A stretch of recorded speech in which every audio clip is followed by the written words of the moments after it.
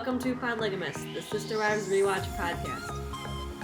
Sisterwives is a reality show centered on a Mormon polygamous family originating in Lehi, Utah. Over 12 years and 16 seasons, TLC's longest-running reality show tells the story of Cody Brown and his 4 wives, Mary, Janelle, Christine, and Robin, and their journey as spouses and parents living plural marriage in the public eye. As superfans, we have watched the family as they grow and overcome challenges, endure numerous moves, face loss, and celebrate all the moments in between. We love the Brown family, and fresh off some major changes following season 16, we decided to go back to the beginning and embark on the ultimate rewatch so that we could see the early days with fresh eyes and try to draw connections between the Brown family of 2010 and where we are today. I'm Samantha Kaiser. And I'm Haley Graff. And this is Podlygamists, Season 1, Episode 8. Welcome back. We have effectively finished a season of Sisterwives. Now we're just doing some, I guess, what do they keep calling them? Specials. Specials. We have our first tell-all, which is like a Sisterwives classic, I feel like, to have a tell-all. So it is a lot of rehashing, but there's definitely some more info that we get, which is interesting. And then we're kind of just gearing up for the honeymoon special next week. So this might be a little lighter, but that's all right. But next week, I think more than makes up for that. So more than makes up for it. I had low expectations for that honeymoon, but man, did it over deliver. Yeah, I took. So, I mean, for context, we watched both these episodes this week because we didn't know how much content we'd have for the tell-all and didn't know if we wanted to combine the episodes. But I don't know that that's possible because the honeymoon episode has so much content that it would be like a 2-hour-long episode if we were recording both. Yeah. I mean, it may only be a half an hour of the special, but then it'd be like an hour and a half of honeymoon content. I took for the honeymoon, I took 6 pages of notes. Yeah. Man, I went in with low expectations and was pretty wowed. So, anyway, not to tease too much about the honeymoon episode, I guess, because we're here to talk about our very first Sisterwives Season 1 special. Mm-hmm. And before we started recording, Sam and I were kind of talking about the first 10 minutes is a lot of voiceover and a lot of clips from the show that we just watched. So, not so much to say there, but they do get into some, they kind of, for those who are new to the tell-all, they kind of sit down as a family with an interviewer. The interviewer kind of changes over the years. This one, I did jot down her name, but I lost it. She's like a local reporter, I think, from is it Natalie Morales? Yep, Natalie Morales from NBC, and she says some city. Let's double check that. Natalie Morales.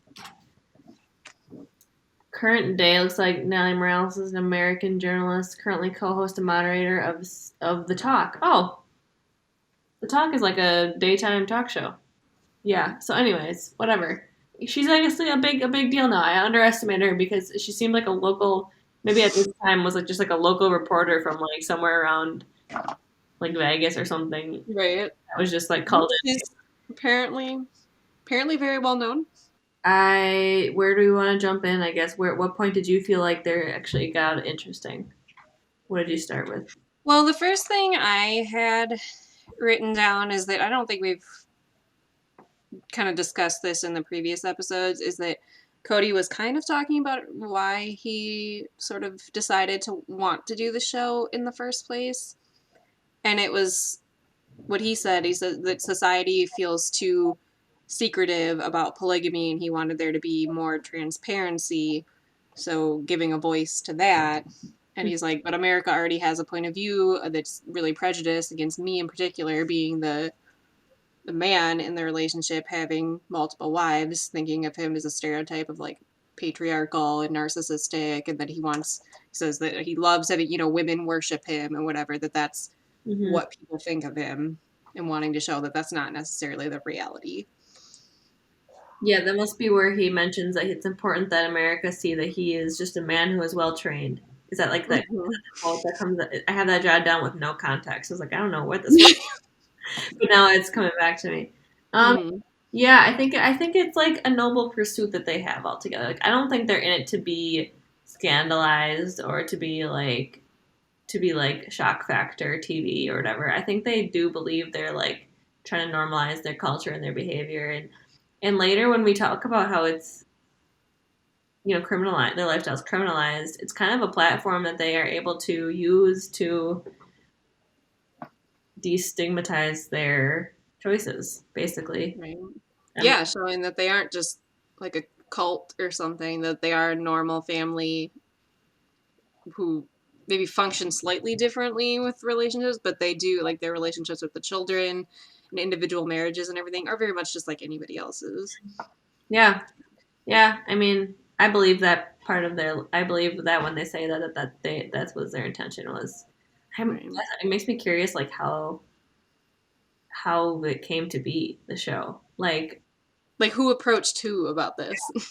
But yeah, I mean, I don't know if another family could have done it like they did. I feel like they just have the right.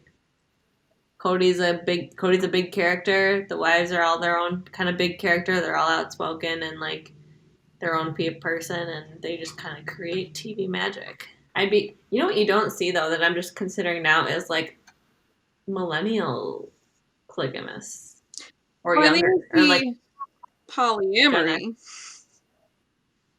Yeah, I guess I mean fundamental Mormon fundamentalist polygamists. Like, you know what I mean? None of the Brown kids so far are polygamists.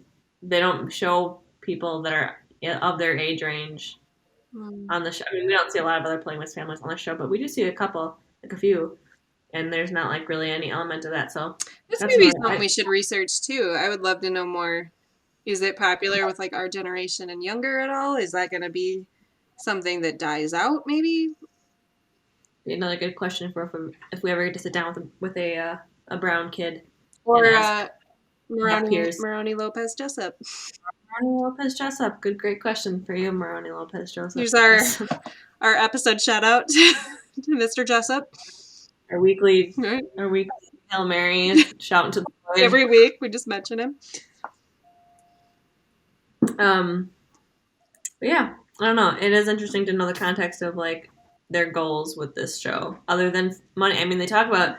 I think now today, present day, they're like doing better financially. Obviously, they've got 10+ years of a TV show revenue under their belt. They've all kind of got their own MLMs going. Right. Um, whether or not I'm curious to know what kind of income that generates, I guess. But um, they talk about how they're living paycheck to paycheck. I mean, even if Cody, you can make a lot of money in sales, obviously. But it does But fluctuate though, especially if he's commission based at all. what I wonder what the commission on a sign is, and like, it's not like you're going around selling signs every day. It's not like medical sales that like you're burning. Like, it's not a. And I mean, I don't have the experience of selling signs. I for a while was in classified advertising and got commission, but it I mean, we're talking classified ads are very cheap ads to put in the paper anyways.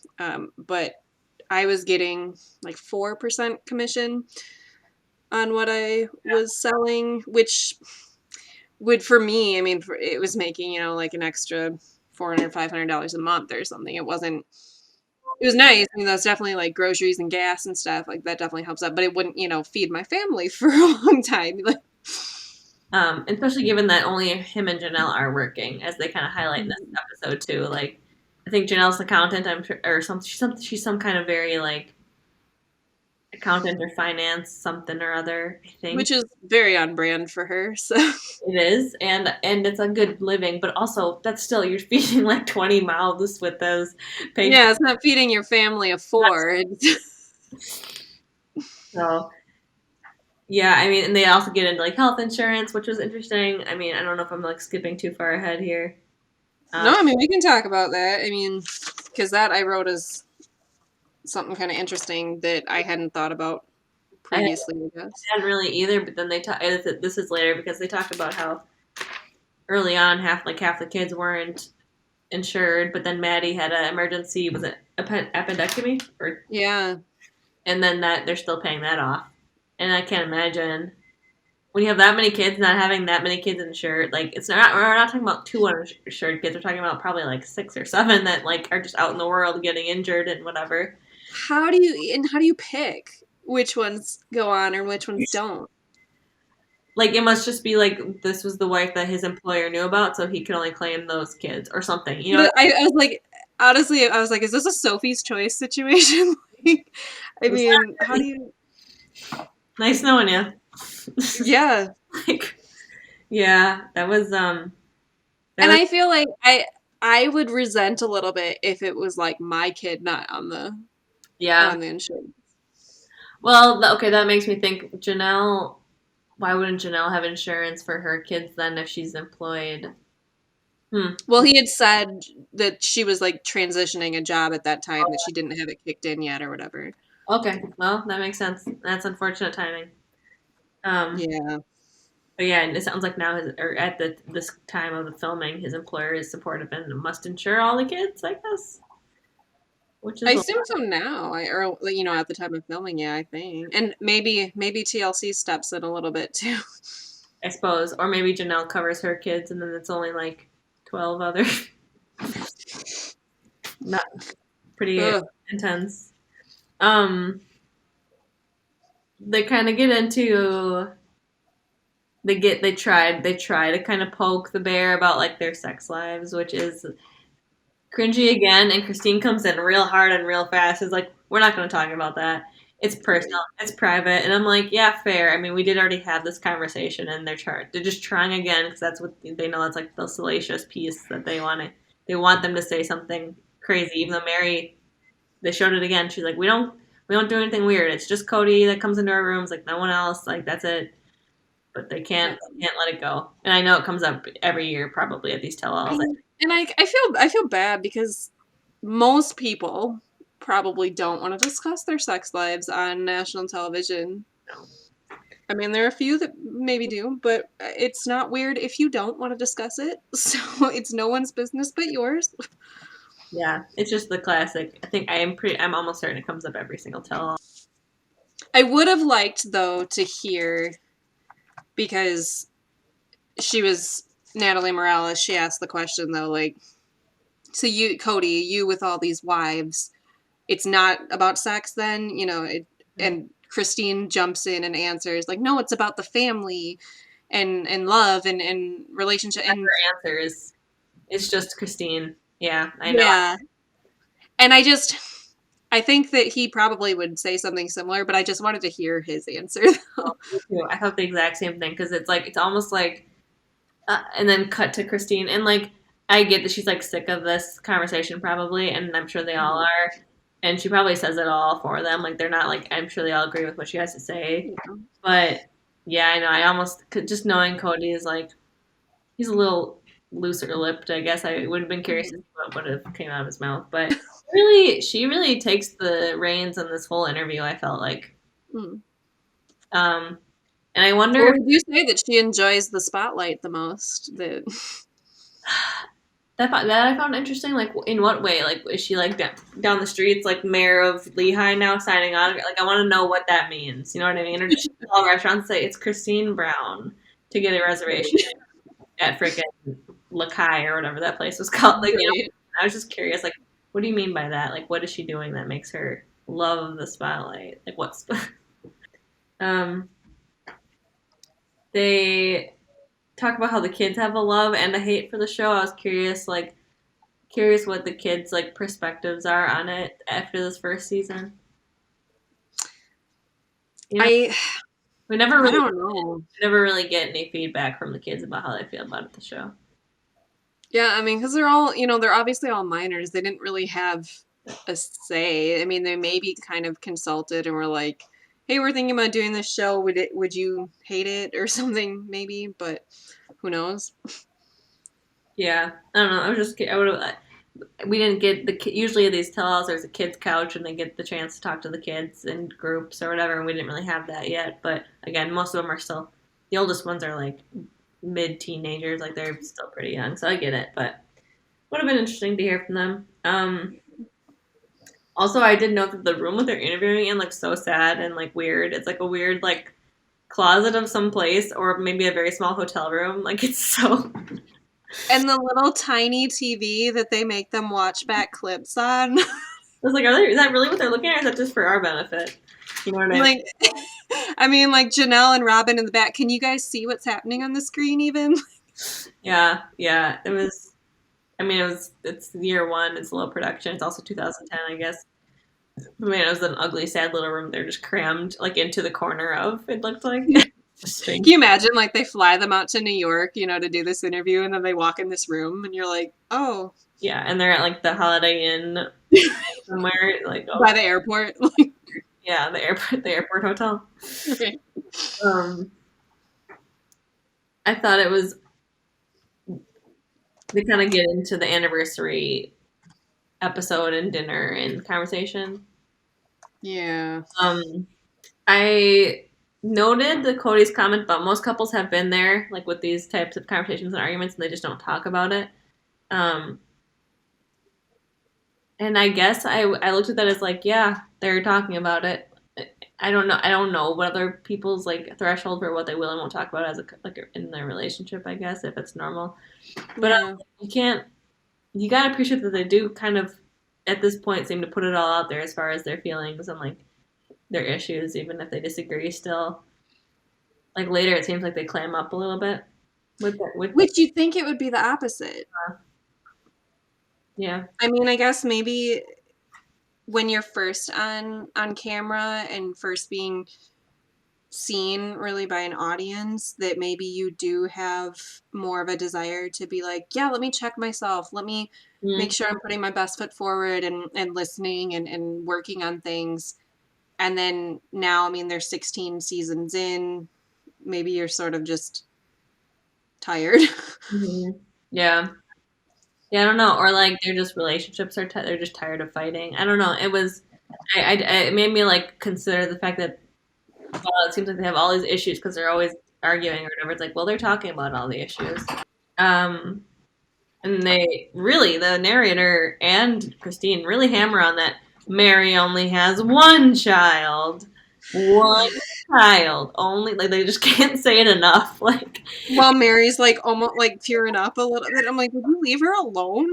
yeah, the voiceover, like Mary's only one child, 15-year-old Mariah. It just sounds so like weird and slimy. I'm like, okay, A little shamey and stuff. It's just, we're all aware that she's not like she doesn't love that. It's not a choice. Like yeah.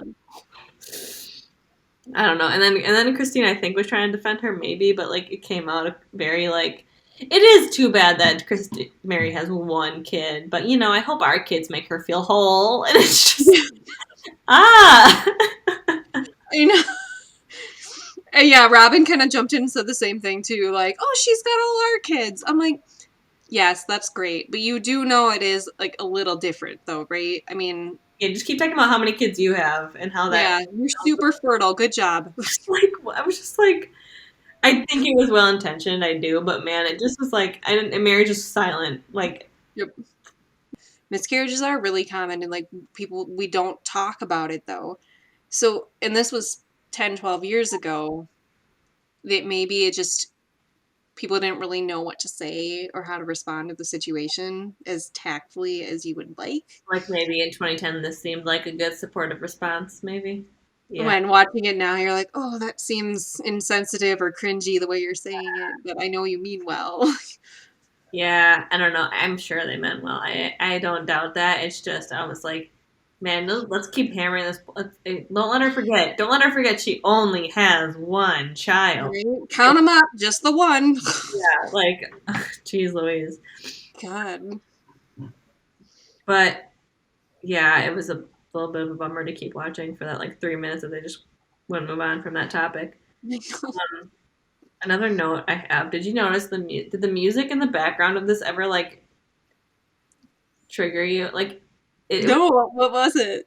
it was like a weird. It was either a clip of the instrumental part of the song or like a knockoff version of the song. But like I think it's called "Dreams" by Jewel. Like dream lasts for so. Oh my god, now I want to rewatch and see if I. And it was like the guitar part, like na, na, na, na, na, na. You know what I mean? And I was just like, they kept playing that same part. I'm like, did they buy 10 seconds of Jules? I have to look at it. Right? They're like, this is all we got the rights to, so just keep replaying. You know, it's like on The Office again, where Michael Scott keeps playing the 30 seconds of the. Is it that song? No, it's like a James Bay song or something. Oh, that's right. That's right. That's right. I'm gonna have to now. Okay. Goodbye, my lover, or whatever it is. Okay. You were meant for me. That's the song. Yeah. Yeah. That I hope that they bought like 10 seconds. I hope they did. That would be too I funny. just came across a stock clip of a song they really liked, and it's not maybe it set the mood, but like it just every time I was like, put the it's like there's like something about put the coffee on, like it's like a little like I was hoping you noticed because I felt I was driving me crazy, and they played it like 1,000 times through every transition. Oh, that's too funny.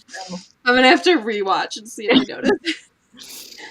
I'm tempted to like play a clip of it, but I don't know what the copyright issues would be with that. Um, keep. We reveal that Janelle was married to Mary's brother. And they don't really get into any of the details of that or whatever. They were 19 and they were young and they got divorced. And she's like, well, nobody talks about their failed relationships. It's kind of like an interesting detail of your family that like you were in-laws and are also. I don't know. Yeah, I mean, sure, I probably wouldn't want to just like every day be talking about my divorce or something, but you just feel like that would have come up maybe more, Yeah, given who she was married to. yeah, just like a funny little anecdote at some point. I don't know. I want to know, do they ever like run into each other at family holidays? They don't name him. They don't show him. I wonder if there's some maybe he wasn't a great guy or like he didn't end well. You know what I mean? I don't know. I wonder what happened there. Yeah, like is Mary close to him? Yeah, she doesn't. I mean, she really doesn't talk about siblings a whole lot. Maybe just her sister. Mm-hmm. That briefly, but yeah, I don't know. There wasn't much to say. Not really any new information revealed about that, but it was, I guess, to the new viewer, be exciting info to receive. Right. Um, And then they we talk about like with Mary still talking about her that she's gone through all the jealousy issues and stuff of having new wives come in time and again. But she's like Cody and I were already like going through issues and I was having jealousy problems before Robin was even in the picture. And I'm like, if that was the case though, why would you be like, go hang out with Robin if you're already having those issues? so much of what she says and does so is so contradicting to me. Like just like that. Like you could choose not to like highlight this cute young lady in the room if you are having jealousy issues. And we learned that like Cody wasn't immediately on board with going to talk to her.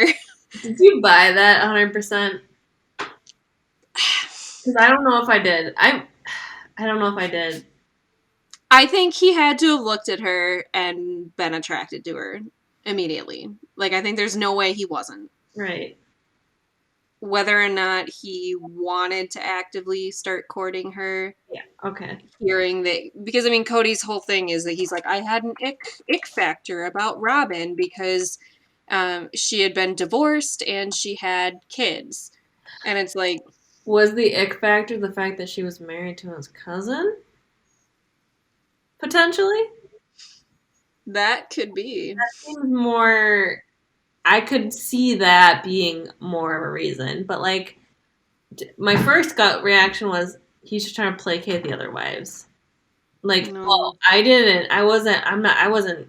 You know, I have these three great wives at home. I was not attracted to Robin. She's divorced. Ew. And then Janelle's like, "Excuse me, I'm also divorced." Like in the corner Hello. Wait, that didn't stop you with me.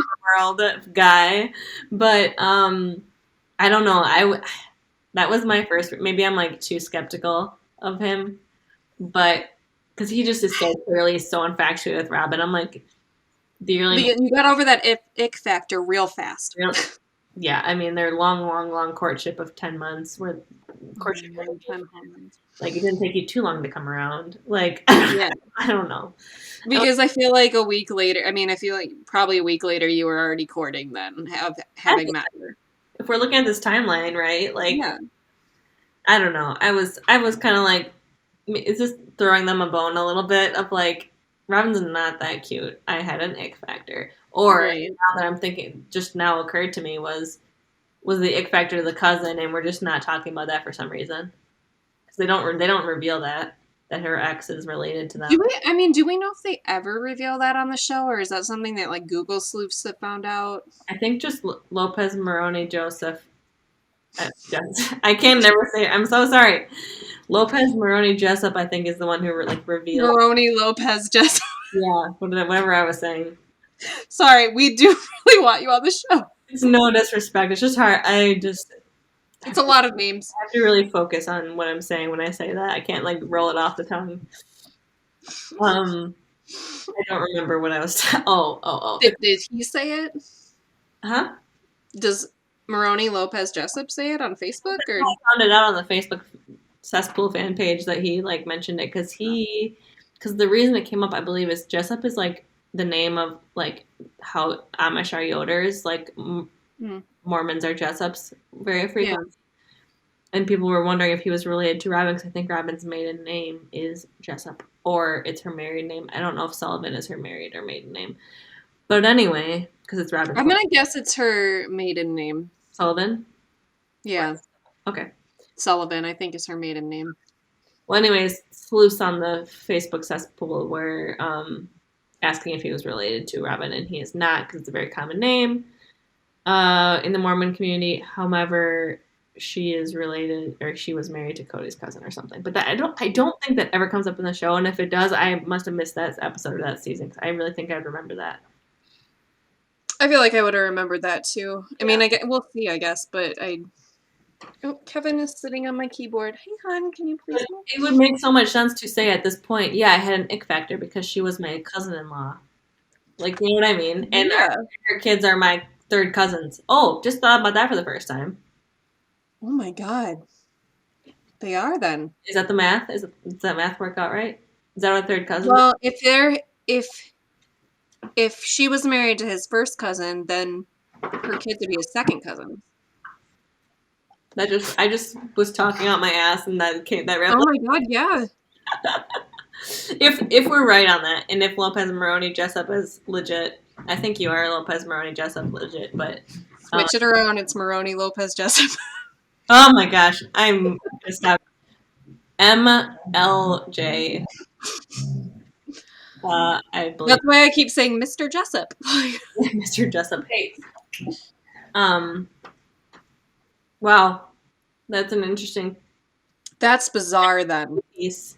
My adopted kids, and also my second cousins, and also my cousin-in-law, ex-cousin-in-law. Oh my gosh! I bet you that kind of thing is not uncommon in this community, given that. Yeah, I mean, I can't imagine that that's like with their culture and stuff that there's only so many of them that there are probably lots of instances of distant relations, and they're not like there's any inbreeding, but it's still weird. Yeah, a lot of crossover. Interesting. Well, you heard it here first.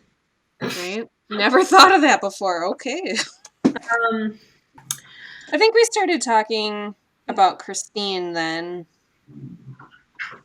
Talking about how, I mean, again, that we knew this, but like that she felt replaced and abandoned when Cody started courting Robin. And Robin is quick to point out, like in the tell-all, she's saying, like, there's not another Christine. Like, there's no way to replace you. You're the only Christine. Which, yes. But you can kind of be replaced, though, as, like, the object of someone's affection. Yeah. I mean, I feel like Robin's famous for those very surface level, like, tried to, like, Band-Aid comments and stuff like that. I feel like that's just, like, very on brand for her. Mm-hmm. Like, trying to make you feel better, but also it doesn't actually address the actual issue. But, like, I'm trying, you know what I mean? I don't know if that makes sense. I don't know what you'd call that. Yeah. Yeah. Well, I think it's got to be kind of hard to be not hard in the same way that it's hard watching him love Robin and maybe choose Robin more than the others as we see down the road. But that part's hard. But there's a unique difficulty, I think, in Robin's case that she does, I think, at least for quite a while, feel kind of bad about it. Hmm. Like she doesn't want the others' feelings to be hurt. Yeah. She's trying. I mean, she's trying. And so you feel guilty. I guess guilty is what I'm going for. And like that she doesn't in the same way. So Christine talks about it in this episode, which I like highlighted with like a real smirk, was like Christine talked about how she never understood Mary and Janelle's jealousy. And I wrote, well, duh, because you were Robin in that equation. Like, no shit, sorry. And then now Robin doesn't really get it because she doesn't have a new Robin to like put her to effectively replace her. So it's just like this whole thing of like lack of like empathy and awareness just isn't like fully making like they love each other and they want each other to be happy, but it's just like stops short of like really coming full circle and like the empathy wheel in there. You know what I mean? Like, Everybody's got their blind spots. and they all have the exact same freaking one apparently. Like, Yeah. um, I feel like the next thing is the reflecting on the dress shopping situation. Is that right? Yeah.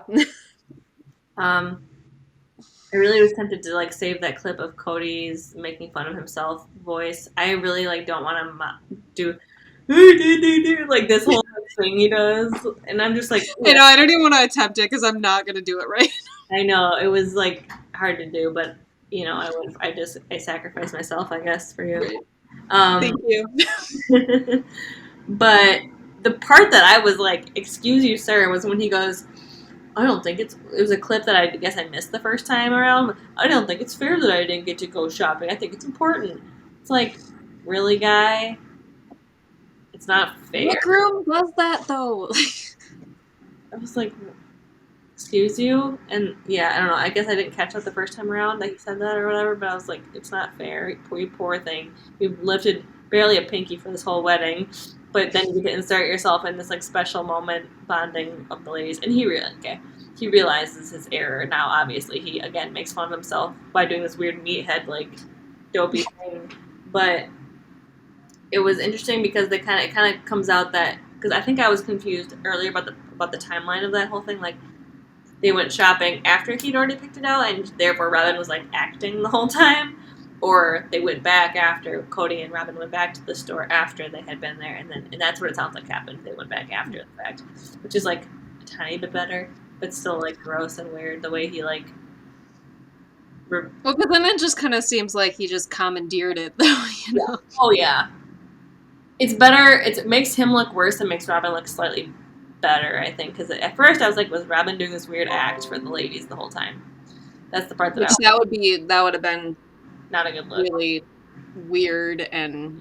Yeah. Uh, So, anyways, not much there besides that stupid clip of Cody and him like seeing the error in his ways once again. which I will say, this whole tell-all did really remind me why I do actually like Cody. So I know some viewers have like a lot of vitriol towards him. And I mean, he fully admits it, like America's kind of against him, and he's in a tough spot that like people aren't necessarily going to root for him over rooting for the wives. And I very often side with the wives too. I mean, full disclosure, but I was reminded this episode that Cody is someone who's fully capable of self reflection and improvement. And he shows that quite a bit here in the early days.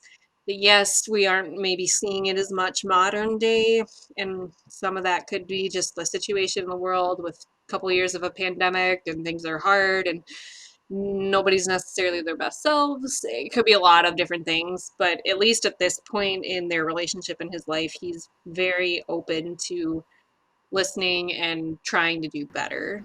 Yeah. Yeah, I think that's right. I think I agree. It's like you in these with if you like try your best to remove the impression that he has in the most recent years, like and his attitude and the way he's different now, I guess current day. You look at this and you think he's a dopey guy who makes stupid mistakes and then he apologizes and he reflects it on it and he tries to do better. That's like his pattern in these early days. That like I don't know that it maintains. I think he becomes more bitter in these recent years. So it's like a harder. It's like he's not as willing to swallow that pill of like I was wrong and I'm sorry and I'm going to do better. I think he's tired and like not as willing to make those concessions. But it is a reminder of like why did I like have such an attachment to these people like other than just like TV drama. And it's like it is sweet. It's sweet to see him be a dumb boy who's like, I'm sorry, girls, I messed up. That was my bad, and I'm dumb. I'm sorry. Like it was like it's just it's not the same.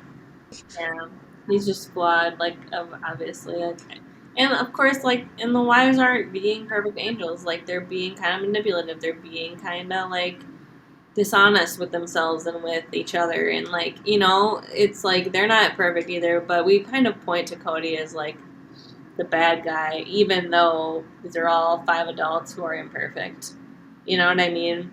Mm-hmm. And there's reasons for that, like legitimate reasons too, like he's taking on four wives, but also they're all agreeing to be in this relationship too, so it's like if you can try to get over the like general like auto response of like this is patriarchy and this is bullshit and he just wants all the sex and like whatever, um, it's interesting. I don't know what can I say. I'm biased. I love this show obviously, but like I'm trying to justify it to those who are out there still like questioning like what do these girls see in this show and this family. It's like I don't know. I just don't know how you can't be fascinated by it though, you know? Like it just there's so much more to it than just what you think is on the surface level. You see maybe a promo or something for the show. There's just so much more to it. There's a lot more dynamics and play and stuff, and there's four marriages here and that are all unique and complex in their own ways, and then trying to shove it together is it's endlessly fascinating. That's why we have so much to talk about. Like, And it's like almost like the drama is the least interesting. Like it's almost like the flashy points on the trailers that you see on TV are like the least interesting aspects of it. well, I mean, that's what we're saying about, they keep wanting to talk about their sex life and stuff. I'm like, I don't care so much about that. It's the emotional stuff that really draws you in, and like how they're handling conflict and everything. Like the thought of their intimate relationships and stuff is not nearly as fascinating as the There's much rest of more it. normal people out there with way more wild sex issues going on, and like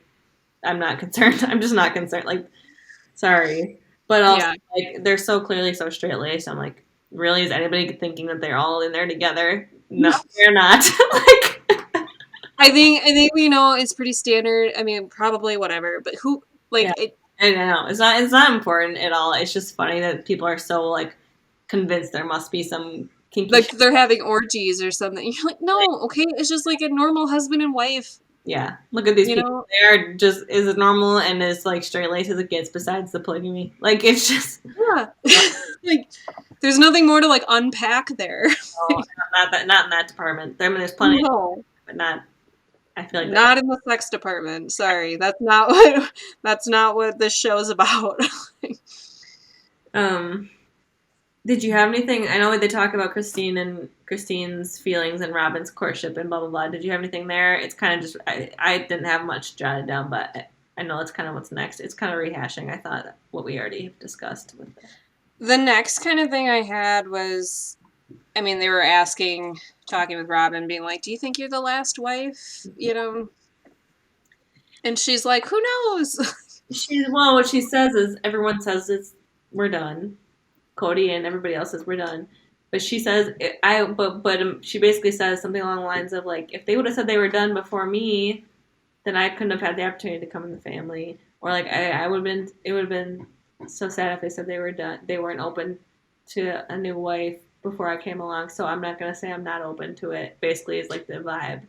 Which I thought was like political. Like it was a good like clearly I don't think this family can handle another addition to it. Oh Um, my god, no.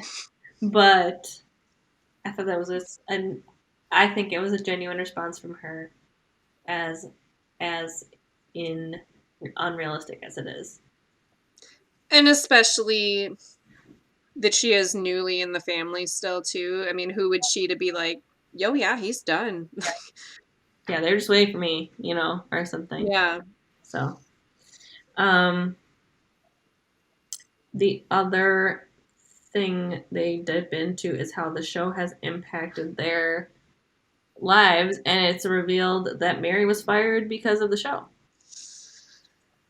That was a bummer. Yeah, from what job I'm not sure because I thought she was unemployed from what we gathered. Like, I think she must have had a part-time job. She was going to school, and I got it is that it was like a part-time job that she was doing. But she said she really loved it. I don't know. yeah, that's true. I mean, granted, they're in Lehigh, Utah. Like, there's got to be polygamists all up around the place, but like, I guess they just don't reveal that as a form of security. Like, they just keep that, and they were keeping it quiet. Like, they weren't open about it to the public.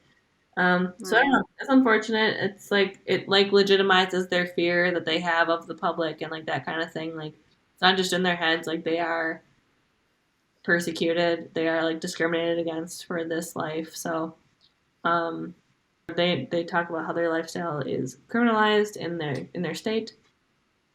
And you think like, well, yeah, but there's 35,000 polygamous families who are being persecuted. So like, isn't this kind of one of those like antiquated rules that like no one's really following, and you don't really like acting concerned about it is kind of like is kind of melodramatic, in a way. Yeah. But when you're getting fired on those grounds, and it's actually probably legal to fire her because it's an illegal way of life. Like, I'm sure, I bet, you know what I mean? I bet that they Yeah, can there are laws on the books fire, saying it's illegal. right, if she's a criminal, supposedly. So it shows that actions can be taken against them, I guess. I honestly don't understand how they can possibly take any kind of legal action really against them when it's 5 consenting adults. Yeah. And I mean, they're saying, bigamy, they call it bigamy or polygamy Mm.